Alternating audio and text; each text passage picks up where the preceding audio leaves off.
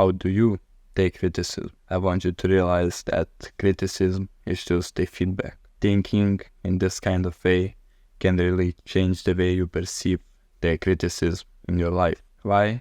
Because you probably know that feedback is really important for our development. It's the same as getting a feedback from your teacher who is just trying to help you. But why do we actually tend to look at feedback as a criticism? In other words, what is the difference between feedback and criticism? Usually, what is positive, what praises us, is a feedback, and what is negative, what says our mistakes, is a criticism to us. And that is really, really wrong. Why? Because if you only take the praising part in your head, when someone says that, oh, you done this really good, you're an amazing person, of course, it helps our ego. It builds up our confidence maybe.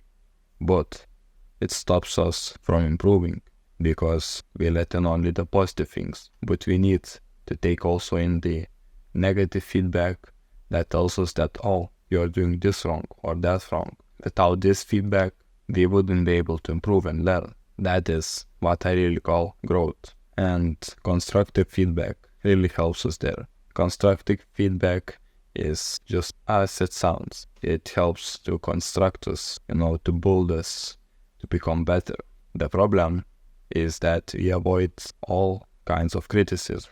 And constructive criticism is also no exception here. Of course, if I'm being honest, I really know that it is not easy to take every criticism, to learn from it, and to just really take it as a feedback. But what are the tools that could help us to fix that? First, it's the realization that, as I've mentioned, every criticism is just a form of feedback. Second, we have to be aware of how are we taking the feedback. If you are getting annoyed, if you are getting frustrated, or if you are getting happy, and how do you think about it? And finally, look at the feedback critically. I want you to take every feedback, take every criticism, every hate, and look at it critically. Try to think about not who says it, but what is being said there, and maybe have something to learn. Because the thing is that our enemies can sometimes even be our biggest friends when it is to becoming a better person.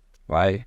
Because when they throw hate at us, sometimes you can take this hate as a feedback and it can show you the parts where you can develop and grow. So that's how you make better of your opponents and of your haters. Most importantly, don't let ego ruin you from your development, because it is the ego that only supports the positive feedback. It is the ego that stops you from receiving all the negative feedback that is really crucial to our growth. With that being said, I challenge you to take everything, to learn from the criticism and to take it as a feedback which would help you to grow. Thank you for watching and see you in the next one.